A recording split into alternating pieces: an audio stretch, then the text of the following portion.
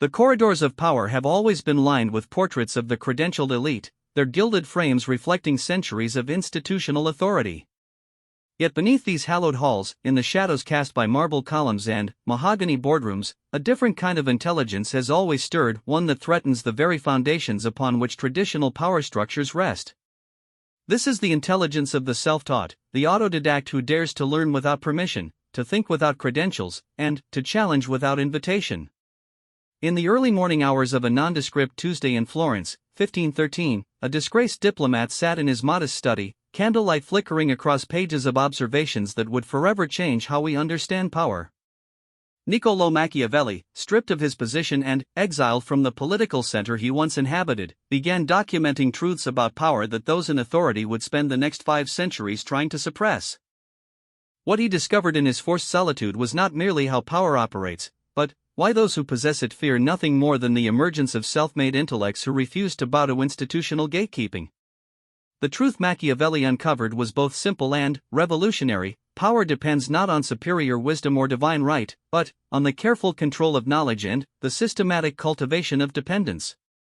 Those who rule do so not because they are inherently more capable, but because they have successfully convinced the masses that capability itself can only be legitimately acquired through their institutions, their permissions, their stamp of approval.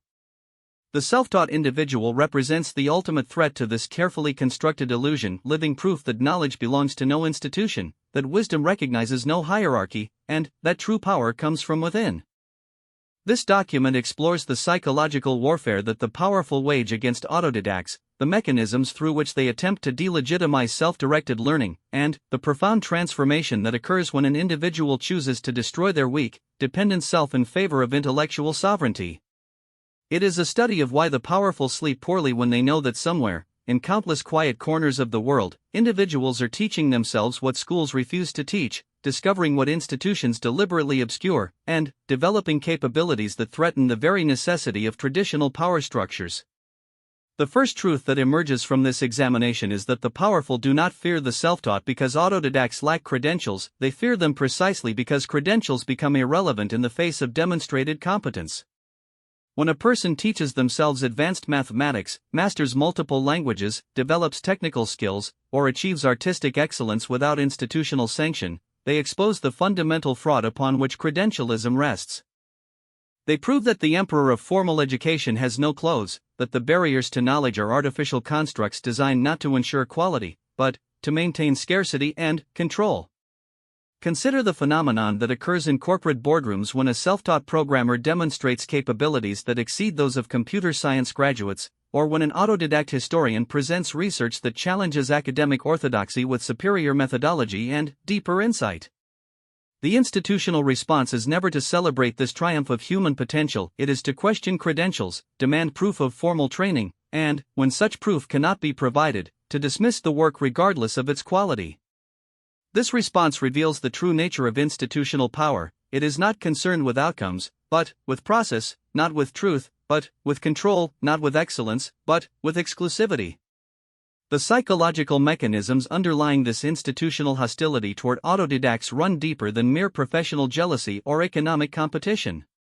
They strike at the core of how institutional power justifies its existence. If knowledge can be acquired independently, if skills can be developed without oversight, if wisdom can emerge from individual effort rather than institutional guidance, then what purpose do the gatekeepers serve? The self-taught individual is not merely a competitor in the marketplace of ideas, they are a living contradiction to the fundamental premise that expertise requires institutional blessing. This contradiction becomes particularly acute when examining the historical relationship between formal education and actual achievement. The most transformative figures in human history, from Leonardo da Vinci to Benjamin Franklin, from Marie Curie to Steve Jobs, were predominantly autodidacts who either bypassed formal education entirely or transcended its limitations through self-directed learning. Yet institutional narratives consistently attempt to minimize this reality, emphasizing instead the exceptions who succeeded within traditional academic frameworks while downplaying the countless innovations that emerged from garages, workshops, and private studies where individuals taught themselves what schools could not or would not teach. The deliberate suppression of autodidactic achievement in historical narratives serves a specific function. it maintains the illusion that institutional education is the primary pathway to human advancement.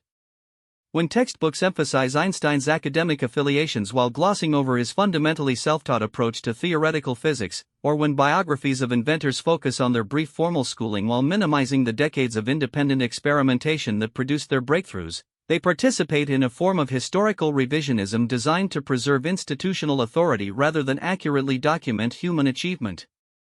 This revisionist approach extends beyond mere historical interpretation into active contemporary suppression of autodidactic success stories.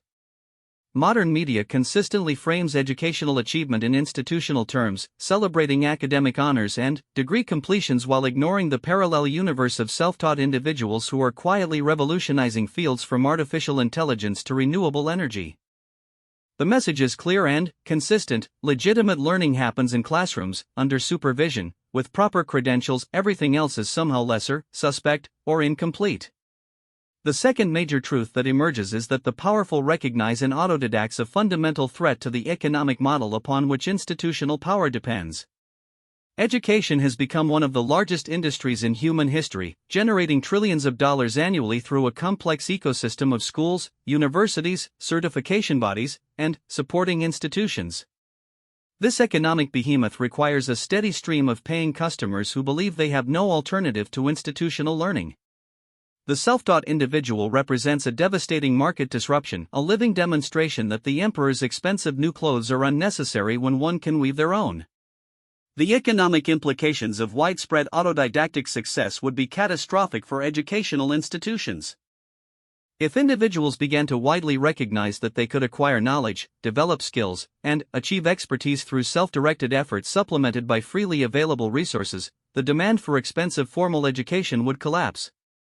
Universities would lose their stranglehold on professional credentialing, schools would lose their monopoly on childhood development, and the entire apparatus of educational bureaucracy would become as obsolete as the guild systems that once controlled access to craftsmanship. This economic threat explains why institutional responses to autodidactic success often seem irrationally hostile. When a self-taught individual demonstrates capabilities that rival or exceed those of formally trained professionals, the institutional response is not to study their methods or celebrate their achievement, it is to mobilize the full apparatus of credentialism to discredit, marginalize, or exclude them from participation in professional communities. Professional licensing boards, academic journals, and industry associations work in concert to maintain barriers that protect institutional monopolies rather than serve any legitimate quality control function. The licensing and certification industrial complex represents perhaps the most sophisticated mechanism ever devised for suppressing autodidactic achievement. By requiring formal credentials for professional practice, these systems ensure that self-taught individuals cannot compete directly with institutionally trained professionals, regardless of their actual capabilities. A self-taught engineer may possess superior knowledge and more innovative approaches than university graduates, but licensing requirements prevent them from practicing professionally, while simultaneously creating the false impression that institutional training produces superior results. These credentialing systems operate through a form of circular logic that would be comedic if it were not so destructive. We know that institutional training produces competent professionals because only institutionally trained individuals are allowed to practice professionally. The self-taught are excluded from the profession, and their absence is then cited as evidence that autodidactic training is insufficient for professional competence. This represents a perfect closed loop that protects institutional monopolies while systematically suppressing alternative pathways to expertise. The third fundamental truth is that the powerful fear autodidacts because they represent a form of intellectual independence that cannot be easily controlled or predicted.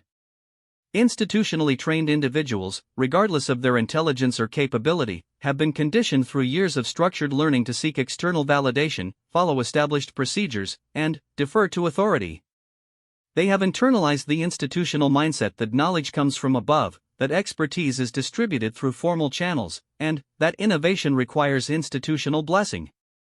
The autodidact, by contrast, has developed intellectual independence through necessity.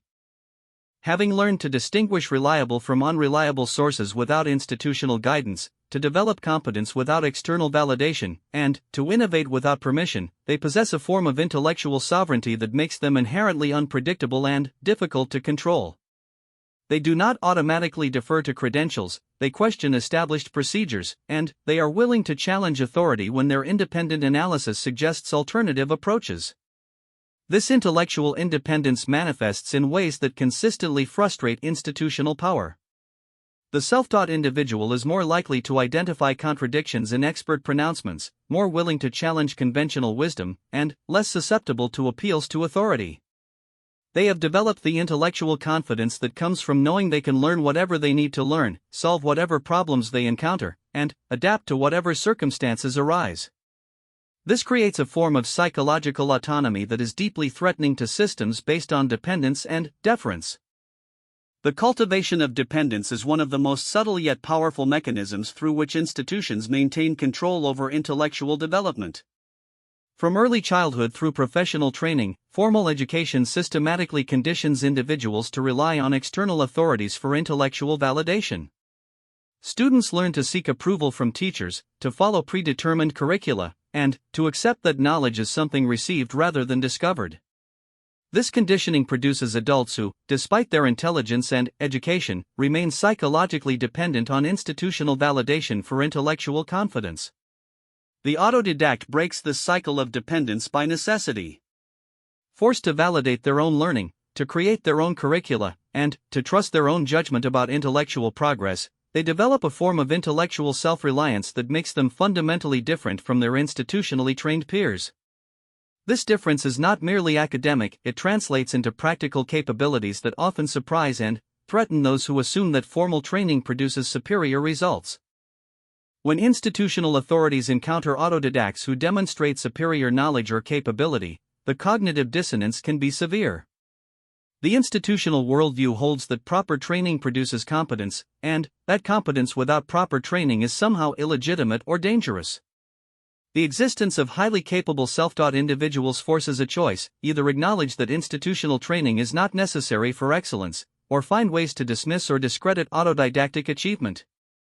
Institutional power consistently chooses the latter option, not out of malice, but out of psychological necessity.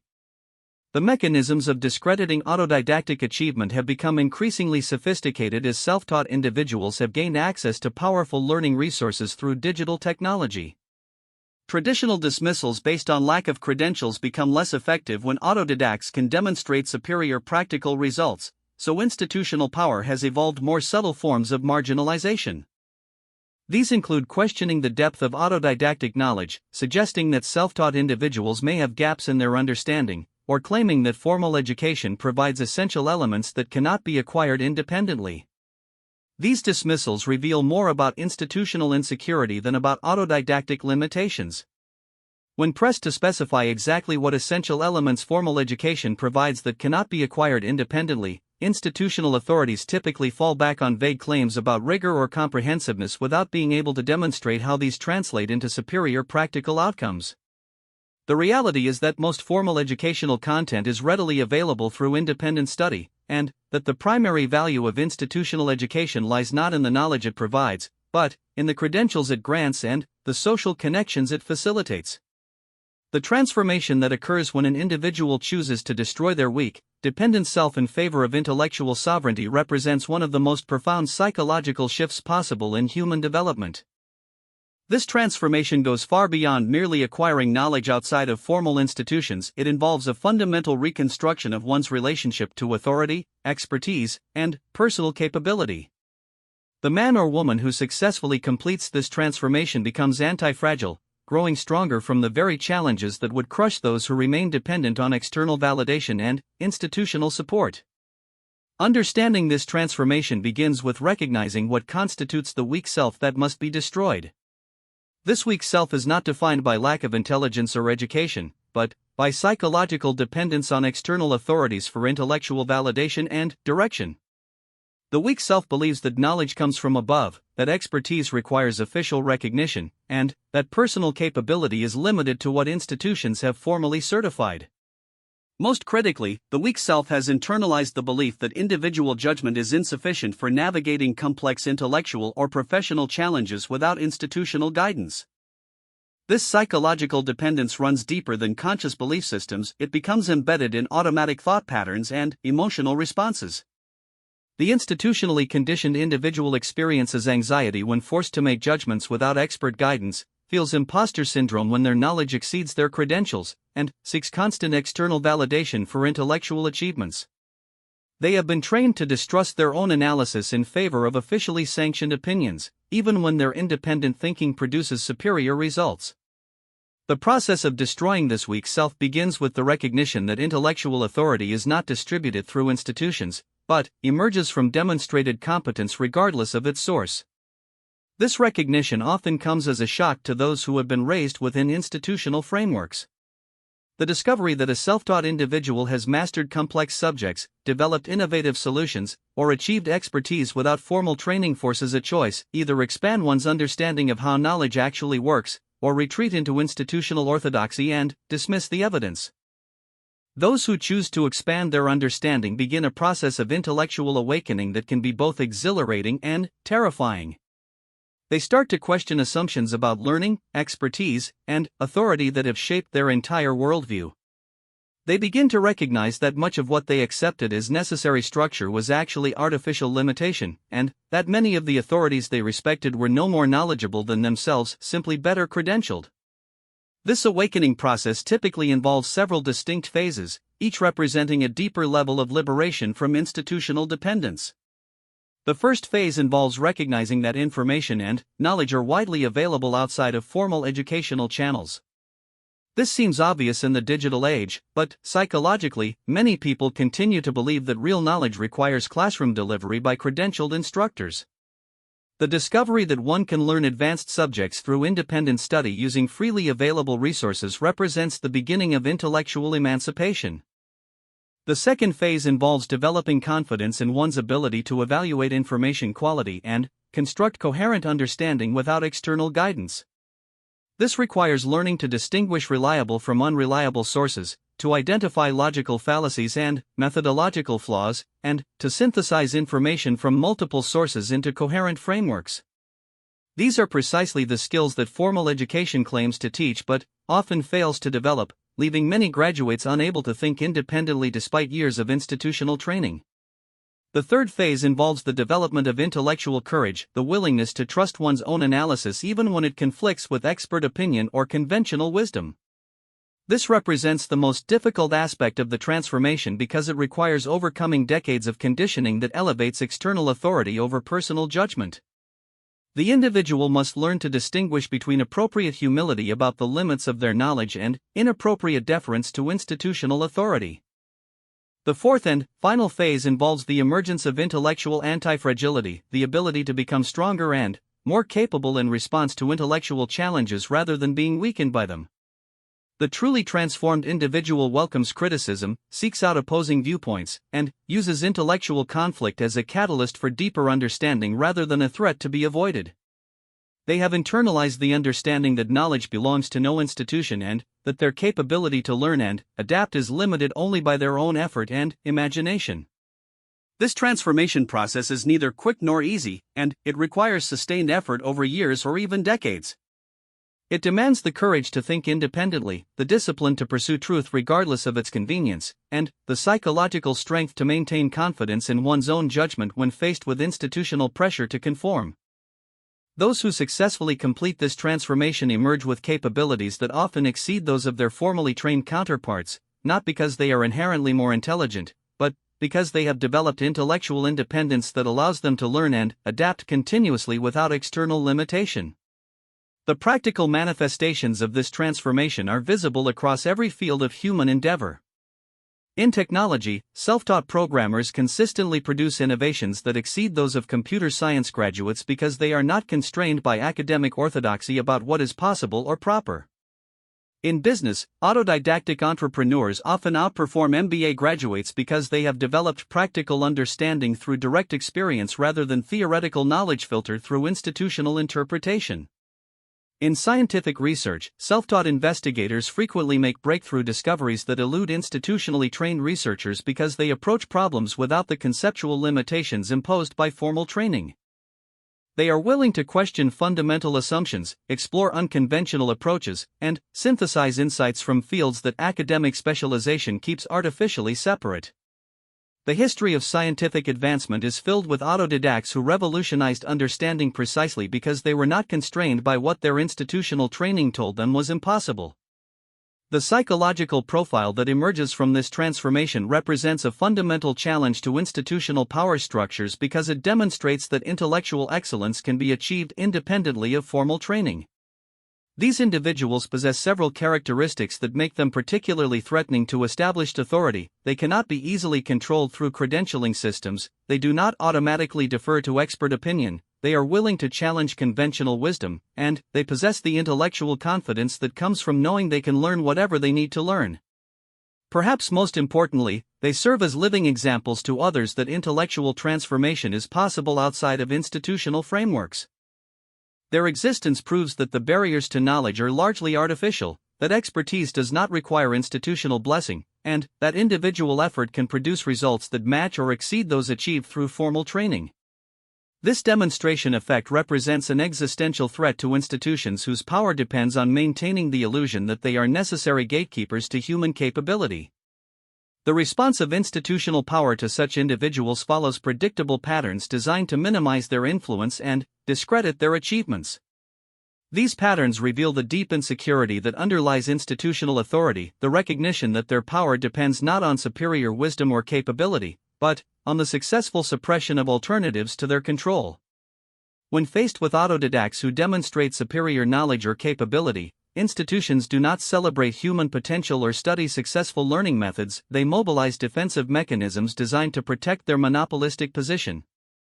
The first line of institutional defense involves questioning credentials rather than evaluating results.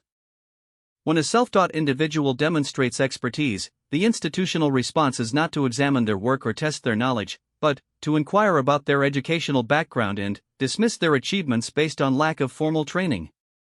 This represents a fundamental inversion of logical evaluation, judging capability based on process rather than outcomes, credentials rather than competence. The second line of defense involves creating artificial barriers that exclude autodidacts from professional participation regardless of their capability.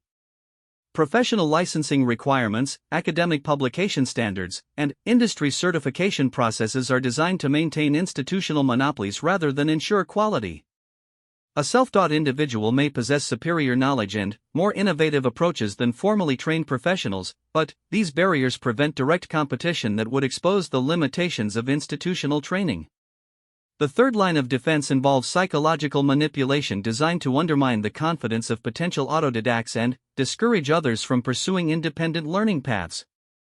This includes spreading narratives about the dangers of self-teaching, emphasizing the complexity of various subjects, and suggesting that formal training provides essential elements that cannot be acquired independently. These narratives are particularly insidious because they are partially true. Some subjects do require significant effort to master, and formal training can provide valuable structure and resources. However, the institutional narrative systematically exaggerates these challenges while minimizing the very real limitations and inefficiencies of formal educational approaches. The most sophisticated institutional defense involves co-optation rather than exclusion. When autodidacts achieve such obvious success that they cannot be dismissed or excluded, institutions attempt to bring them within formal frameworks where their influence can be controlled and their example can be minimized. This often involves offering them academic positions, consulting roles, or other forms of institutional affiliation that provide the institution with reflected credibility while constraining the individual's ability to challenge institutional orthodoxy. Understanding these defensive mechanisms is crucial for anyone pursuing intellectual transformation outside of institutional frameworks. The individual who destroys their weak self and develops intellectual sovereignty must be prepared for systematic attempts to undermine their confidence, marginalize their achievements, and pressure them to seek institutional validation. Recognizing these pressures as evidence of institutional insecurity rather than legitimate criticism is essential for maintaining the psychological independence that makes true intellectual freedom possible.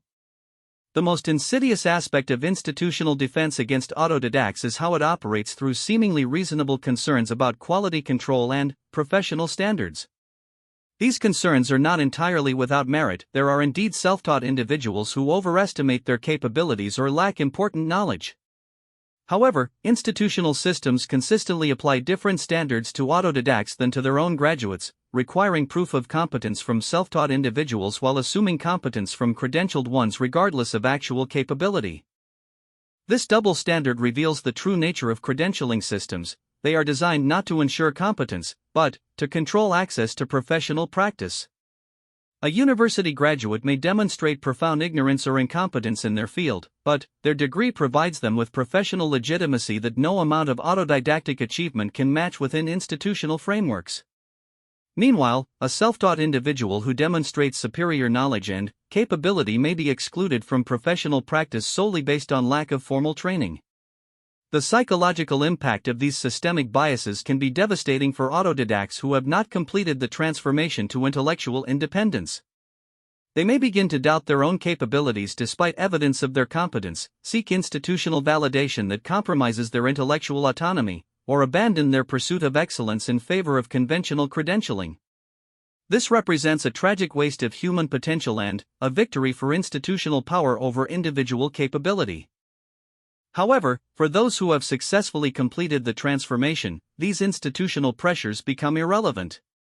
The man or woman who has destroyed their weak self and achieved intellectual sovereignty operates from a fundamentally different psychological foundation. They derive confidence from competence rather than credentials, validation from results rather than recognition, and authority from demonstrated capability rather than institutional position. They cannot be destroyed by institutional pressure because they no longer depend on institutional approval for their sense of capability or worth. The emergence of intellectual sovereignty in an individual represents more than personal transformation, it signals the potential for a fundamental shift in how human societies organize knowledge, education, and professional development.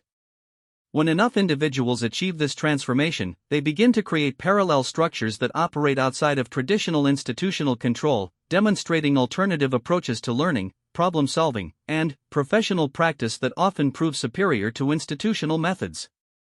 These parallel structures emerge organically as autodidacts recognize their shared interests and begin collaborating on projects that would be impossible within traditional institutional frameworks. Unlike institutional collaborations that are constrained by bureaucratic procedures, disciplinary boundaries, and credentialing requirements, autodidactic communities operate based on demonstrated competence and practical results. This creates an environment where innovation can flourish without the artificial limitations imposed by institutional orthodoxy. The digital revolution has accelerated the formation of these parallel structures by providing autodidacts with unprecedented access to information, learning resources, and collaboration tools. Online communities of self-taught programmers have produced software innovations that exceed those of corporate development teams. Networks of autodidactic researchers have made scientific discoveries that escaped academic institutions. Groups of self-taught entrepreneurs have created business models that disrupt entire industries dominated by MBA-trained executives. These successes are not coincidental, they reflect the fundamental advantages that intellectual sovereignty provides over institutional dependence. Autodidacts are not constrained by academic specialization that artificially separates related fields of knowledge. They are not bound by institutional procedures that prioritize process over results. They are not limited by credentialing requirements that exclude capable individuals based on their learning pathway rather than their actual capabilities. Perhaps most importantly, autodidacts operate from a fundamentally different relationship to failure and experimentation. Having learned to trust their own judgment and adapt to challenges independently, they are more willing to pursue unconventional approaches and learn from mistakes without the paralyzing fear of institutional judgment that constrains many formally trained professionals. This psychological freedom to experiment and fail creates an environment where breakthrough innovations become more likely. The institutional response to the emergence of these parallel structures follows the same defensive patterns observed in response to individual autodidacts, but with greater intensity and coordination. When entire communities of self-taught individuals begin demonstrating superior results to institutional approaches, the threat to established power becomes existential rather than merely competitive. The response typically involves attempts to regulate, co-opt, or marginalize these communities while simultaneously denying their legitimacy and minimizing their achievements. Regulatory responses often involve attempts to extend licensing requirements to cover activities that were previously unregulated, forcing autodidactic practitioners to either obtain formal credentials or cease their activities. Professional associations lobby for legislation that requires degrees or certifications for practices that autodidacts have demonstrated they can perform competently without formal training. These regulatory efforts are typically justified through appeals to public safety or quality control, but their primary effect is to protect institutional monopolies rather than serve legitimate public interests. Co-optation efforts involve attempts to bring successful autodidactic communities within institutional frameworks where they can be controlled and their innovations can be claimed by established institutions. Universities offer to formalize successful online learning communities as extension programs. Corporations attempt to acquire autodidactic innovators and integrate their approaches within traditional corporate structures. Government agencies propose to regulate and legitimize autodidactic communities by providing them with official recognition in exchange for institutional oversight. Marginalization efforts involve systematic attempts to minimize the significance of autodidactic achievements while emphasizing their limitations or potential dangers. Media narratives consistently frame autodidactic success as exceptional cases that prove the rule of institutional necessity rather than as evidence of institutional inadequacy. Academic research focuses on the failures and limitations of self-taught individuals while ignoring comparable limitations among institutionally trained professionals. These defensive responses reveal the deep insecurity that underlies institutional power when confronted with evidence of its own inadequacy. Rather than studying successful autodidactic approaches to improve their own methods, institutions consistently choose to attack or suppress alternatives that threaten their monopolistic position. This defensive reaction confirms that institutional power depends not on superior results, but on the successful suppression of competition and alternatives. The long-term implications of widespread autodidactic success extend far beyond educational policy or professional practice. They suggest the possibility of a fundamental reorganization of how human societies approach knowledge, learning, and problem-solving. When significant numbers of individuals achieve intellectual sovereignty and begin creating parallel structures that demonstrate superior results to institutional approaches, the legitimacy of traditional institutions comes into question. This process of institutional delegitimization typically unfolds gradually, as more individuals recognize that they can achieve their goals more effectively outside of traditional frameworks than within them. The initial response is often personal rather than political. Individuals simply choose autodidactic paths because they produce better results for their specific needs. However, as these personal choices aggregate into social patterns, they begin to undermine the foundations of institutional power. The economic implications of this shift are profound. Educational institutions depend on the belief that formal training is necessary for professional competence. If this belief erodes as more individuals demonstrate that they can achieve professional excellence through self-directed learning, the demand for expensive formal education will decline correspondingly. This could trigger a fundamental restructuring of entire educational industries that employ millions of people and generate trillions of dollars in economic activity.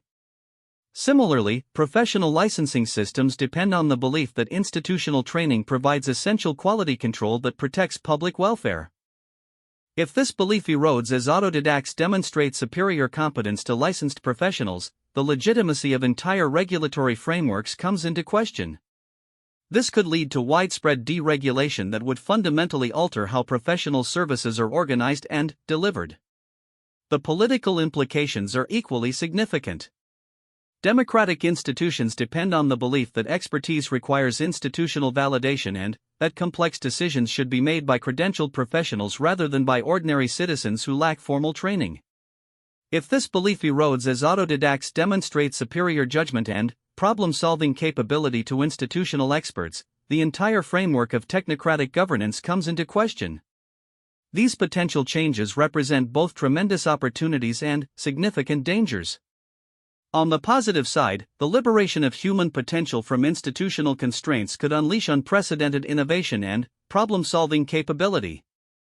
Individuals who are free to learn whatever they need to learn, pursue whatever interests them, and collaborate based on demonstrated competence rather than credentials could address challenges that institutional approaches have failed to solve. On the negative side, the rapid erosion of institutional authority could create social chaos and leave societies vulnerable to manipulation by those who seek to exploit the confusion. The transition from institutional dependence to intellectual sovereignty is not automatic. It requires sustained effort and psychological development that not everyone may be capable of achieving. Without adequate preparation and support, the collapse of institutional frameworks could leave many individuals more vulnerable rather than more capable. The key to navigating this transition successfully lies in understanding that the destruction of the weak self must be accompanied by the construction of something stronger and more capable. Intellectual sovereignty is not merely the absence of institutional dependence, it is the presence of intellectual capabilities that exceed what institutional frameworks can provide. The individual who achieves this transformation becomes anti-fragile not because they reject all external input, but because they have developed the judgment to distinguish valuable information from manipulation and the confidence to act on their own analysis even when it conflicts with conventional wisdom. The process of achieving this transformation cannot be rushed or mandated, it must emerge from individual choice and sustained effort. However, societies can create conditions that support rather than suppress this development. This includes ensuring access to information and learning resources, protecting the rights of individuals to pursue non-traditional learning paths, and resisting attempts to extend credentialing requirements beyond their legitimate purposes. Most importantly, it requires recognizing that the emergence of intellectually sovereign individuals represents an opportunity rather than a threat. These individuals do not seek to destroy legitimate institutions that provide genuine value, they seek to bypass institutions that have become obstacles to human development and problem solving. Their success demonstrates what becomes possible when human potential is liberated from artificial constraints and allowed to develop according to its own internal logic. The ultimate truth that emerges from this analysis is that power truly cannot destroy those who have destroyed their own weakness and achieved intellectual sovereignty. The individual who has learned to think independently, judge accurately, and act confidently based on their own analysis becomes immune to the primary weapons that institutional power uses to maintain control: the manipulation of social status, the creation of artificial scarcity, and the cultivation of psychological dependence. Such individuals cannot be intimidated by threats to their credentials because they do not depend on credentials for their capability. They cannot be controlled through economic pressure because they have developed the ability to create value independently of institutional employment. They cannot be manipulated through appeals to authority because they have learned to evaluate claims based on evidence rather than source.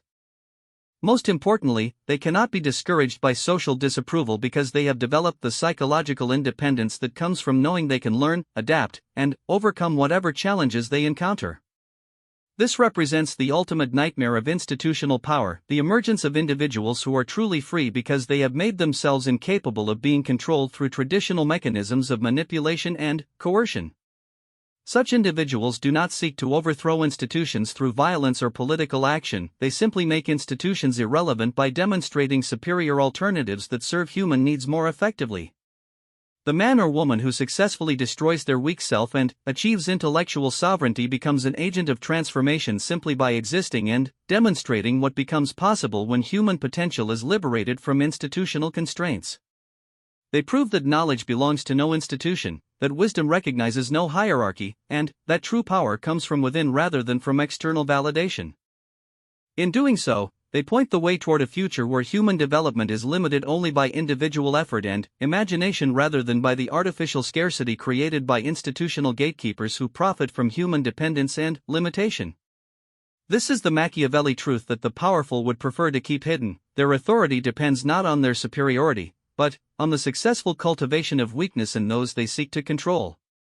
When individuals choose to destroy their own weakness and achieve intellectual sovereignty, they become not only immune to institutional manipulation, but living proof that such immunity is possible for anyone willing to undertake the necessary transformation. In a world where such individuals become numerous enough to create their own structures and demonstrate their own approaches, the traditional bases of institutional power simply dissolve, replaced by new forms of organization based on competence rather than credentials, results rather than rhetoric, and demonstrated capability rather than inherited authority. The choice facing each individual is clear: remain within institutional frameworks that provide security at the cost of dependence and limitation, or undertake the challenging but ultimately liberating process of intellectual transformation that leads to true sovereignty and anti-fragility. Those who choose the latter path join the ranks of the ungovernable not because they are rebellious or antisocial, but because they have made themselves immune to the psychological manipulation upon which all systems of artificial authority ultimately depend. In this lies both the promise and the responsibility of intellectual sovereignty, the promise of human potential liberated from artificial constraints, and the responsibility to use that liberation not for personal advantage alone, but for the advancement of human knowledge, capability, and freedom. The truly transformed individual understands that their liberation is incomplete while others remain trapped in systems of dependence and limitation, and they work not to destroy legitimate institutions, but to demonstrate alternatives that serve human development more effectively than traditional approaches. This is the deeper truth that Machiavelli intuited but could not fully articulate in his time. Power is not a zero-sum game between rulers and subjects, but a transformable relationship where the emergence of intellectual sovereignty in enough individuals fundamentally alters the nature of social organization itself. When the powerful can no longer depend on the weakness of those they seek to control, they must either adapt to new realities based on voluntary cooperation and demonstrated competence, or become irrelevant as human societies organize themselves according to new principles that serve human flourishing rather than institutional perpetuation. The ultimate victory is not the destruction of institutions, but their transformation from systems of control and limitation into tools of human development and empowerment. This transformation becomes possible only when enough individuals achieve the intellectual sovereignty that makes them immune to institutional manipulation while capable of creating and supporting structures that serve authentic human needs. The man or woman who destroys their weak self to achieve this sovereignty becomes not just personally free, but an agent of liberation for all those who seek to realize their full potential in a world that has too long been organized around artificial scarcity and institutional dependency rather than abundance and human capability.